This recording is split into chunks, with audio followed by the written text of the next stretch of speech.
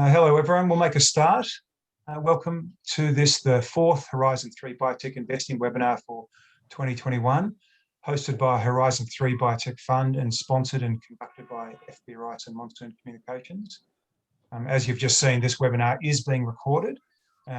Before we begin, the disclaimer: the purpose of this presentation is not to give financial product advice. If any financial product advice is given in the presentation, the standard disclaimers, that it is general advice only, applies. That is, it has been prepared without taking into account any person's objectives, financial situation or needs, and therefore you should consider the appropriateness of the advice in light of your own situation and requirements. And a special disclaimer today because of Simon. As we have a lawyer on today, the contents of this presentation do not constitute legal advice, are not intended to be a substitute for legal advice, and should not be relied upon as such. Seek legal advice, maybe Simon, or other professional advice in relation to any particular matters you or your organisation may have. Today, we're very fortunate to have two experienced biotech sector leaders, Deborah Rathjen, who joins us from Carina Biotech, and Simon Davidson from Lander and Rogers. A little bit about each. Deborah, known to most of us, was the CEO of Bionomics and has achieved more than $800 million in deals, including partnerships with Merck & Co, J&J, Abbott, Celgene, Nycomed, and Merck KGaA. An immunologist by training, Deborah has R&D experience in the areas of infection and immunity, inflammation, oncology, and neuroscience, as well as heading up Carina Biotech. Deborah is currently Executive Chair of US-headquartered Bioasis Technologies, Inc., also a member of the Australian Medical Research Future Fund Advisory Board, and important to me when I was at Bioscience Managers, the Federal Government's Biomedical Translation Fund Committee. Simon is a partner in the corporate team at Lander and Rogers Lawyers. Simon has extensive experience with corporate transactions. He has particular expertise in equity capital markets and mergers and acquisitions, as well as foreign investment and general corporate advisory. He has significant cross-border experience, having worked in the UK and the Middle East. Simon has advised clients in the life sciences sector now for nearly 20 years. Today, we'll be discussing, amongst other things, learnings from a biotech CEO to the role of an IPO in the capital raising process, and SPACs. And hopefully some of you don't know what a SPAC is, and you're about to find out. So please use the Q&A function on your Zoom screen down the bottom anytime, and we will address as many of these as possible after we answer the pre-submitted questions. First, we're going to do what we call Matt on the Horizon, where I comment on some of the important developments impacting our sector, both locally and internationally, and thus our investment objectives.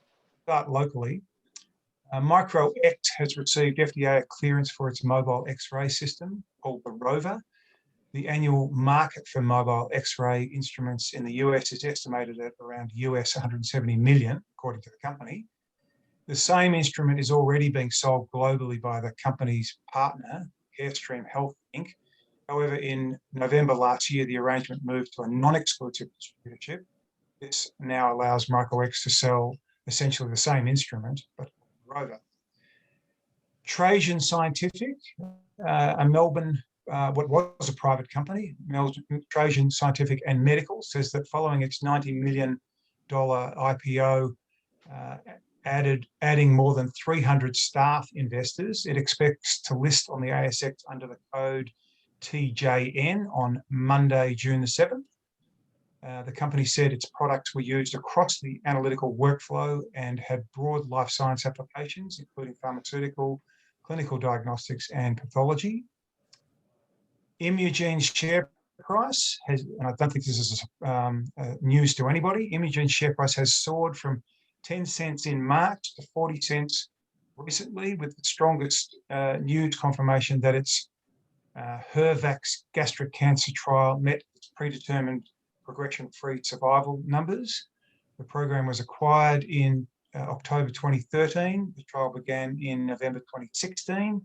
and the results published last November claimed a one-sided p-value of 0.083, with some observers questioning the use of this measure. Imugene has acquired several programs, including a B-cell technology, as well as the CF33 program, and on May 18 said it had licensed the CD19 oncolytic virus for chimeric antigen receptor T-cell therapy. And as some of you will be aware, there's a global shortage of semiconductor chips is causing so much uncertainty that it is being likened to a second COVID-19 by Australian device makers, which are grappling with surging prices and crippling lead time blowouts. The shortage has become so severe that chief executives of hardware companies are being forced to radically alter the design of their products to be made with chips that are easier to source, or to consider putting manufacturing on hold or increasing prices substantially. And then moving overseas, the US Supreme Court has rejected Johnson & Johnson's appeal for a $2.1 billion verdict for women who developed ovarian cancer for the company's company's talc-based products. The judgment reaffirms a Missouri state court decision, the culmination of a series of lawsuits that maintained that J&J's talc products, which I'm sure we all used, contained asbestos and other carcinogens. Last November, the state Supreme Court refused an appeal by J&J, leaving the company with this last-ditch effort. Moving on to another topic, what was once considered the Achilles heel of lung cancer tumours, as Amgen puts it, now has an FDA-approved treatment in the company's KRAS inhibitor, Lumakras. I don't know if I pronounced that correctly. The agency recently approved Lumakras 3 months ahead of schedule as the first treatment for non-small cell lung cancer with a particular genetic mutation called KRAS G12C. Once considered an undruggable target, KRAS mutation and drugs to treat them are among the most talked about subjects in cancer research these days. Amgen is first to get a new therapy to the FDA finish line, but other companies, most notably Mirati Therapeutics, are on the company's heels.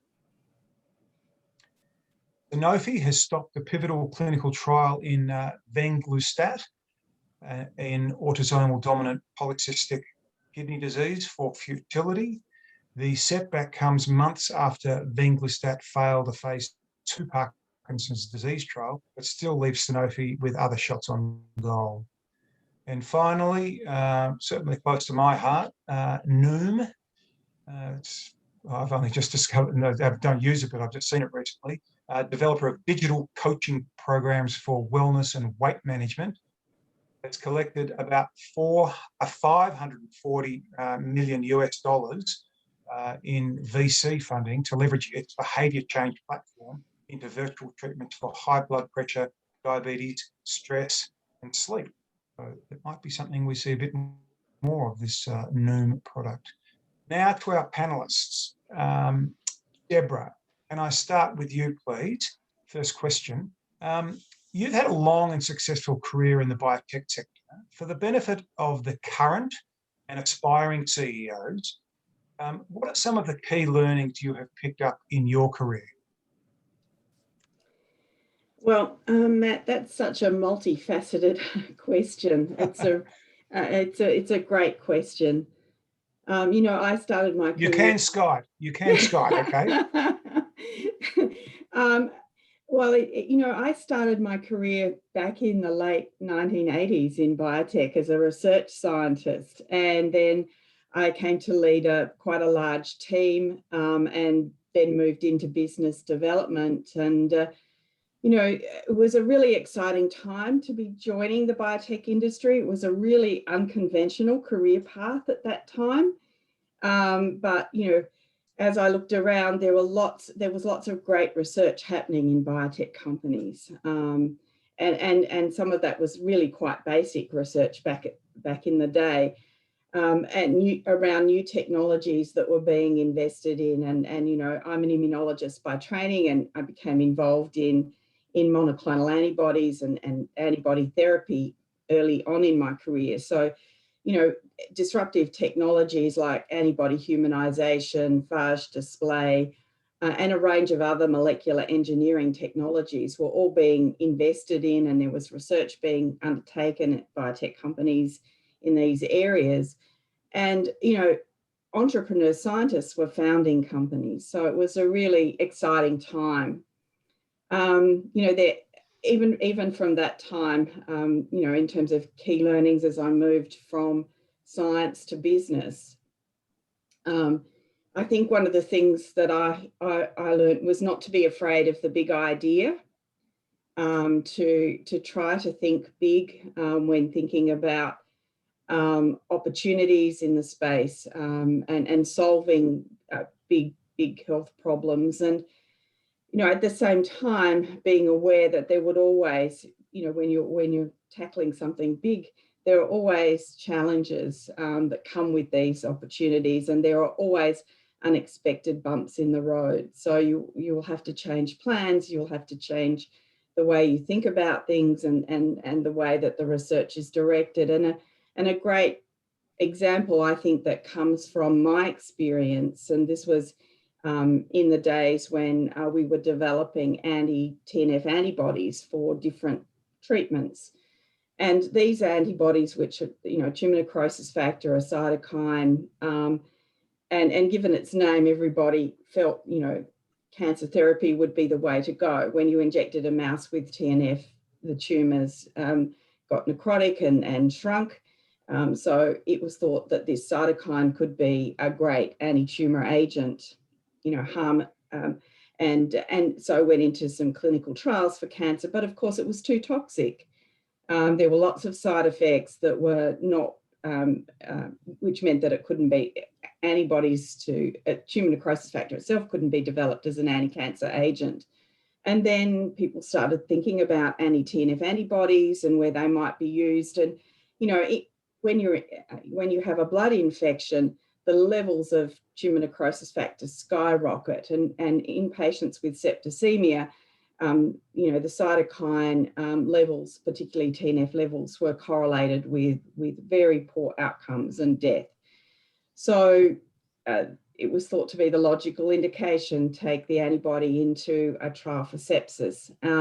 Unfortunately, TNF is responsible for fighting the infections. So dampening down TNF actually caused people to die in the clinical trials.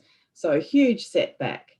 And then people started to think about, well, what about autoimmune disease where TNF is high, and things like rheumatoid arthritis, cartilage damage is caused by high levels of tumor necrosis factor. So finally, success. Those trials were very successful, and now anti-TNF inhibitors are used for a range of products, and even today generate significant revenues. Just one product last year, Humira, had sales of around 19 billion in 2020. So,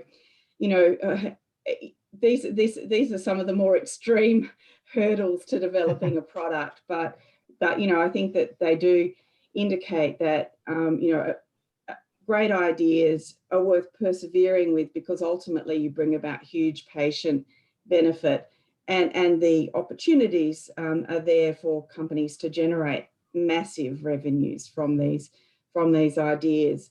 But then another lesson, obviously, is make decisions around stopping projects very quickly. This is important because there is a saying in the industry, fail fast, fail cheap. Don't invest in something that is not worth investing in.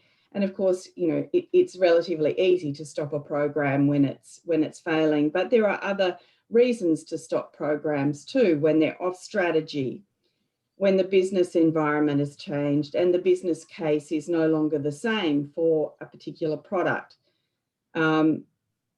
Sometimes companies just don't have the capital to fund some of their great ideas. And sometimes those great ideas are better off in the hands of other companies and other teams to develop. And again, speaking from personal experience, we at Carina taking advantage of some very significant investment, both in terms of intellectual capital, but real dollars as well. These assets are being utilised across our portfolio in a number of ways. And then I think, you know, one of the things that I've learned, and it was a difficult learning, is that you need to think about the investor profile and the type of investors that you would like within your company, because it's not a one size fits all in terms of companies and investor match. There are different objectives and sometimes different timelines as well. And one of the things I think I've learned is really to think about that at the beginning, even in terms of a seed round. And Carina is going through a capital raise at the moment. And so we're thinking very purposefully about the investors that will suit Carina as we look at the liquidity events and the exits that we think are feasible within certain timelines for the company. And so that's very important. And then, you know, CEOs don't stop learning once they become CEOs, and should never stop learning. So this is a bit more of a personal thing. I think that it's important to continue to seek advice from mentors outside of the business, and sometimes even outside of biotech. As CEOs establish and continue to evolve their leadership style, it's important to be open to lots of new ideas and to be really aware of unconscious bias in the way that you think as a CEO, in the way that your team members think as a CEO, but to really be open to new ideas. And this means, you know, not just having, you know, your scientific advisory board or your medical advisory board, but to think a little bit more broadly. So probably they're my four key learnings. Oh, that's excellent. Thank you very much. And look, you've touched on Carina, but I'm guessing most of the audience don't know anything about Carina. So maybe you could introduce us to Carina Biotech and you know, the story of how it's come about and where it's aiming to go. Yeah, well, thanks, Matt. Of course. So Carina started back in 2016. It was a spin out from the CRC for cell therapy manufacturing. So deep experience in cell manufacturing before the company even started out. The company has angel and high net worth investors, just a handful at this point in time. But that funding has been added to funding from the key research institutes that are part of the Carina network. We are currently owned about 70% by universities and research institutes that were part of the Cooperative Research Centre. We've leveraged investor funds and the funds that we've received from the research institutes with grant funding from CRCP, from the Biotech Horizons, and also recently from the South Australian Government. So to date, there's been about $11 million invested in the R&D at Carina Biotech. And, you know, we're really focused on a future that will defeat cancer. And we've been building over those years a very robust delivery platform for chimeric antigen receptor T cells, CAR T cells, which are incredibly hot with investors and researchers currently. They're part of an immuno-oncology approach to the treatment of solid cancers. So CARs are chimeric antigen receptors. To make the CAR T cells are separated from blood of cancer patients. They're engineered by putting in very specific antigen recognition domains. We use antibodies to guide the design and engineering of these CARs. And then on top of that, we also engineer the T cells in other ways that will enhance their ability to get to tumours and to position themselves for enhanced potency. As you'd expect from our history, we have a great manufacturing platform. In fact, it's industry leading at this point. We have about a 90% success rate in terms of generating CAR Ts within any population. That compares to about 50 to 60% from other companies. We generate the CAR Ts very quickly, so within 24 hours, compared to the 3 to 6 days that is current industry practice. And our entire manufacturing process can take as little as 9 days. And this compares to around the 24 to 30 days that most companies utilize in terms of their manufacturing process. So a great platform from which to build our pipeline. We do have a robust pipeline of CAR T cells. And in fact, the purpose of our capital raising is to get our first preclinical candidate through IND enabling studies so that within 12 to 18 months, we can initiate a phase 1/2A clinical trial.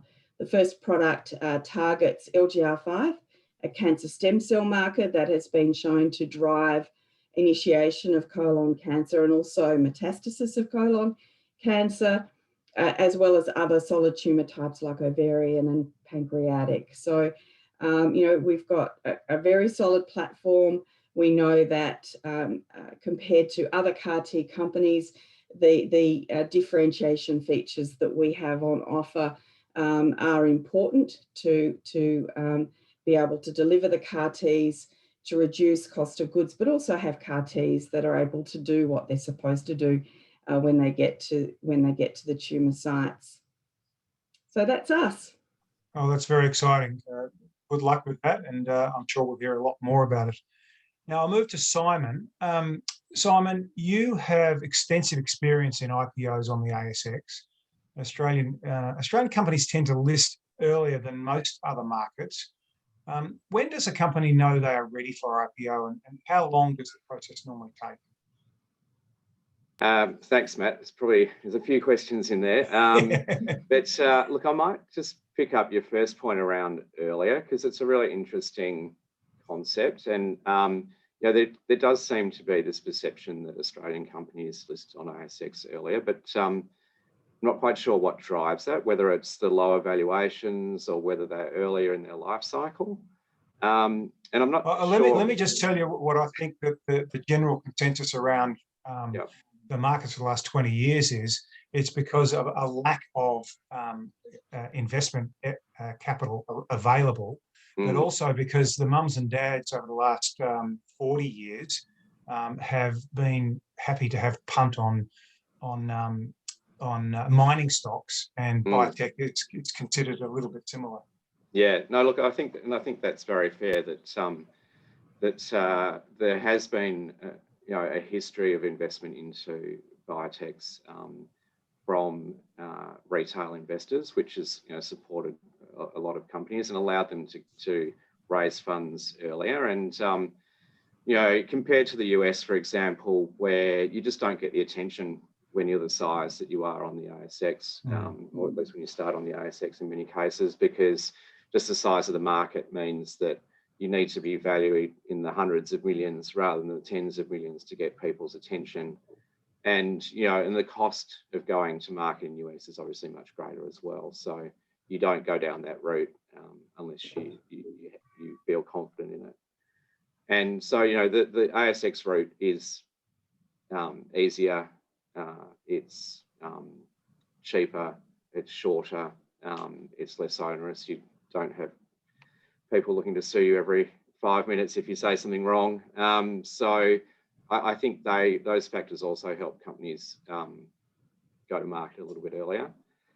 I think there are a number of reasons for companies going to market. Obviously, capital raising is clearly the main one, both in the immediate term, but also in the longer term. Because life sciences companies regularly need to fund their next stage of development. So, and Deborah made the point just before about thinking very carefully about how much you need and who's going to actually provide that going forward. So in many cases, companies like to go onto the ASX because obviously that opens up a whole range of people who can invest in the company. who can't invest in a private company, whether it's through access or prohibitions on their mandates or whatever it might be. You know, another reason for going public is obviously to raise your profile. And again, in the life sciences space, you know, that might be trying to get on people's radars, you know, so get on the radar of a big partnering partner or a licensing partner, or, you know, get on the radar of someone who might ultimately take you out. So that's very important. For companies, probably, this is probably less so in, again, in life sciences, it's probably less important, but liquidity is obviously a big reason people like to list. And then obviously just having the standing of being in a listed company and the, you know, certain, I guess, gravitas that creates means that, you know, people are keen to list.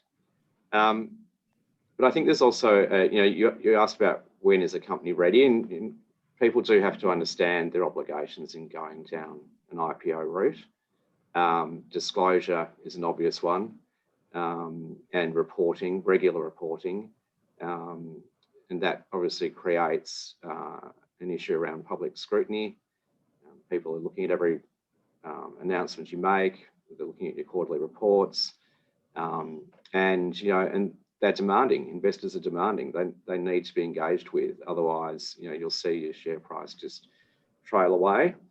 And you know, and your share price is very transparent. I mean, you can see it on the market every day, and it tells a story. So you have to be ready for all of that. So I think that you know, it's important for companies to really be able to balance their needs, but also with their obligations of going to market. And you know, certainly some companies are ready for that, and some are not.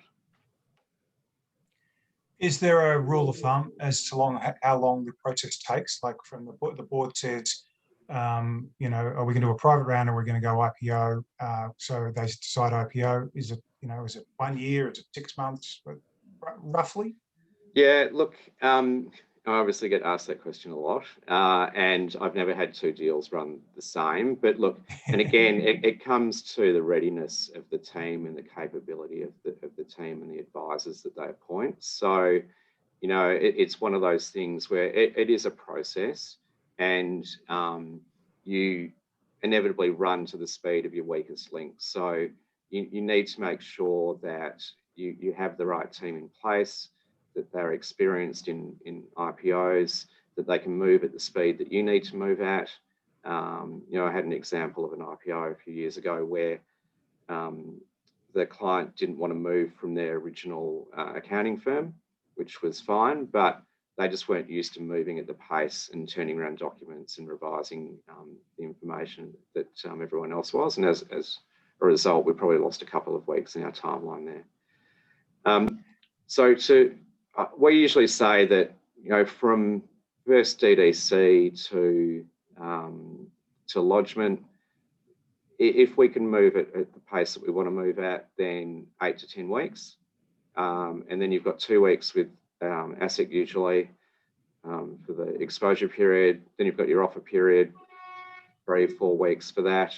And then the tidy up at the far end is usually 1 to 10 days, sorry, 7 to 10 days in dealing with ASX and finally getting on the boards. So that would be an idea. If my maths isn't failing me, that's best case scenario, 4 months.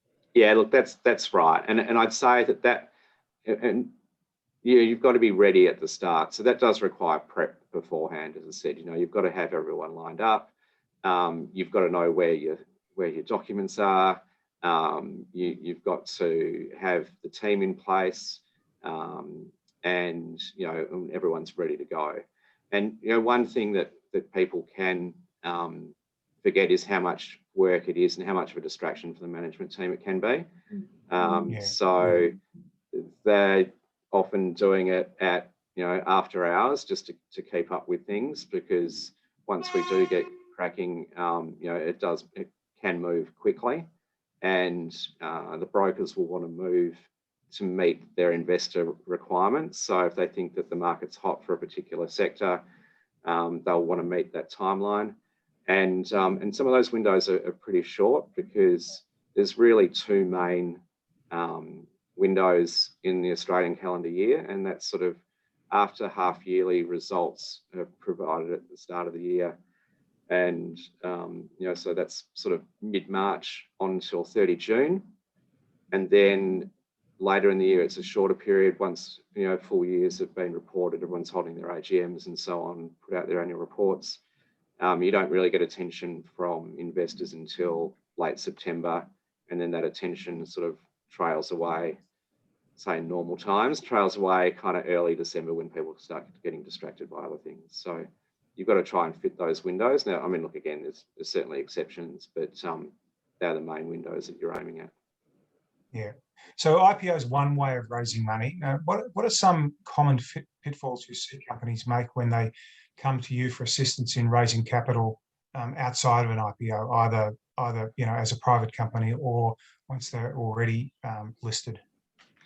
Yeah, look, I was thinking about this, and I think that the pitfalls are the same whether you're going into an IPO or a private company. The lack of readiness is certainly a theme, and not understanding the process enough, and then therefore not having a realistic timetable of how long it's going to take. We can drive an IPO pretty hard. It can be much harder to drive a private placement for a private company because they've got to engage, one-on-one with investors, and private investors can really take their time. In life sciences space, they're going to do their DD and they're going to ask questions and they're going to come back several times. And they might do all of that before they even put a term sheet to you. So it can be quite a long and drawn out process. And you might have to do that with multiple investors in the private space. So you do have to be prepared for that.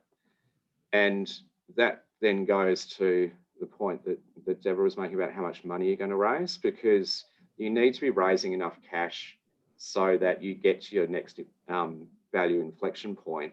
But you can't stop there. So you can't suddenly go, okay, we've done that and we're going to raise money tomorrow. You've got to allow for both delays in meeting your target, but also delays in raising the funds after that. So yeah, we've typically said, there's your endpoint. You think you're going to reach it, then you've got to allow at least 6 months. Yeah, without a doubt, because you lose all momentum. If you have to turn the tap off and say, we can't really do any more work until we get some more money in, then you lose the momentum from the previous results that you've got. So look, we see that as being a real issue. And another issue that we run into, again, in both circumstances, are really complicated share structures or liquidation preference stacks. Now, sometimes they get forced on companies, but other times they've been perhaps a little bit naive about how they all work. And, we sort of have to sit down with them and say, okay, this is what this valuation means.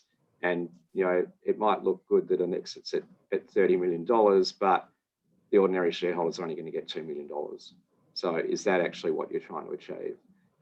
So educating people on that type of thing is important, and the better companies are the ones that look to all of those types of issues and balance them all up when they're doing the capital raise. Yeah. Okay.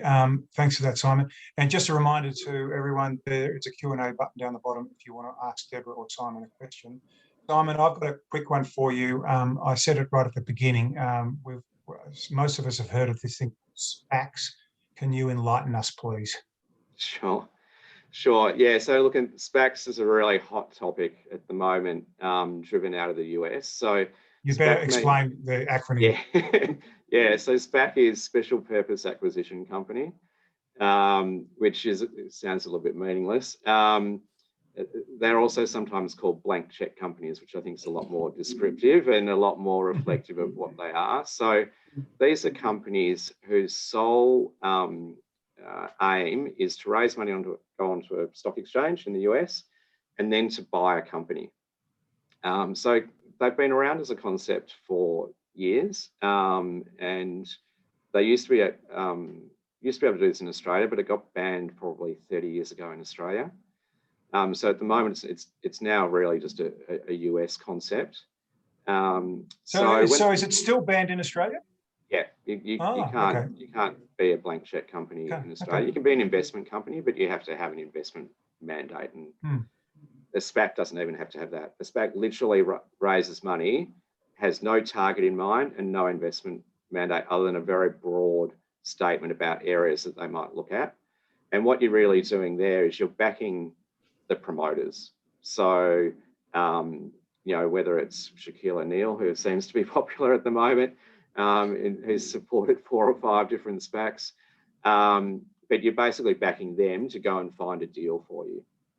And the SPAC's got 2 years to do this. And I think perhaps people don't realise this, but the money that's invested at the start actually goes into an escrow account and earns interest.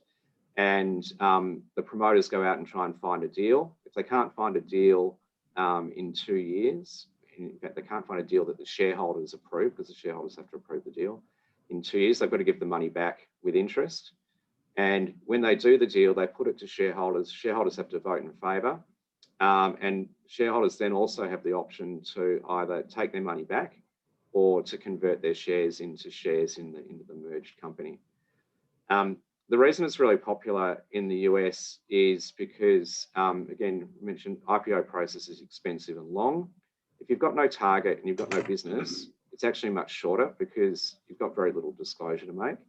And then the disclosure obligations when you do the acquisition are much less than they are on an IPO. And probably to throw another thing in, you get sued a lot less on doing an acquisition than you do in an IPO in the US. So it's pretty popular. It's popular at the moment because of the volatility in the market. So companies are finding it hard to get to market, and it's not because of lack of funds to invest. There's excess funds to invest, but it's getting valuation matching. And so these companies have cropped up. So I think the numbers I saw in 2018, they raised about 3 billion. In 2019, about 14 or 15 billion. I haven't been able to find a number that's accurate for last year, but it was well north of $100 billion. I know they've been over 50 again this year already. So this is all excess cash that people are putting behind experienced promoters to go out and try and find a deal. From a target perspective, and I know there's probably people on this call who've been approached by SPACs. There's certainly a number of them looking for deals in Australia, and including some in this space. Sometimes it can be great because you get a good price because they have to do a deal, so they're a little renowned for overpaying. But the money that goes to the promoters is pretty significant. They usually end up with 20% of the company. Wow. So that's, obviously they're taking a fair risk, but they're raising the money, they're doing the deal. Could be 2 years later, they think 20% is fair. I think it's a lot, but if it's the deal that suits you, it's the deal that suits you. Yeah. Deborah, I've got a question from the audience for you. What sort of partnerships does Carina have with Prescient, if any? Yeah, that's obviously an arrangement that was put in place before I joined Carina last year. It's not, as you can see, it's not part of our pipeline. It's certainly not access to our CAR-T technology. Okay. And then Simon, we've got a question for you. Where does one find SPACs? Yeah, so look, they're obviously, as I said, they're a US concept. They're listed mainly on NASDAQ. There's dozens and dozens of them these days. They've got promoters. All of their details will be on their listings on the NASDAQ. As I said, there's a number that are interested in doing deals in Australia and including in life sciences. I know a couple that are actively looking at the moment. But yeah, it comes down to the promoters and the deals that they're looking for. So if they're looking for a deal with an Australian company, then great. But yeah, there's very few of them would have local representations, but some brokers here may have contacts at SPACs in the US. So a follow-on question to that is, are SPACs always listed entities? Are they ever listed entities, or are they always listed entities? No, they're always listed entities. So that's part of the process. There's actually, when I say that when they banned them here, they were having issues both here and in the US with regulation around them, and so they did tighten up the rules to make them more regulated. To the issue about putting the money in escrow is a new rule that the SEC brought in to protect investors' money. So there is a formal process said about the acquisition process and the conversion and refund arrangements, and so they do have to be listed for that. And another one for you, Deborah, which you may or may not be able to answer. Is Carina planning on an IPO? Certainly an IPO is one of the potential liquidity events for Carina down the track. Our current raise is a private raise. We are focused on institutional high net worth professional investors as part of the raise, and it's potentially a pre-IPO raise. But the board will obviously consider how we proceed as we move through the next 12 to 18 months and start that phase 1/2A clinical trial. Okay, thank you. Now, I'm conscious we've run up against our time, so we'll have to wind it up now. Next webinar will be Thursday, the 1st of July at 10:30 a.m. Australian Eastern Standard Time. So thank you to our panelists. Thank you to the audience. Your feedback and suggestions are most welcome. Our thanks to FB Rice and Monsoon Communications for sponsoring and hosting this webinar. And once again, finally, thanks to Deborah and Simon for joining us. See you all again soon. And on behalf of Horizon 3 Biotech team, goodbye and good investing. Thank you, guys. Much appreciated. Thanks, Matt. Okay. See you Thanks, soon. Matt. Yep. Bye.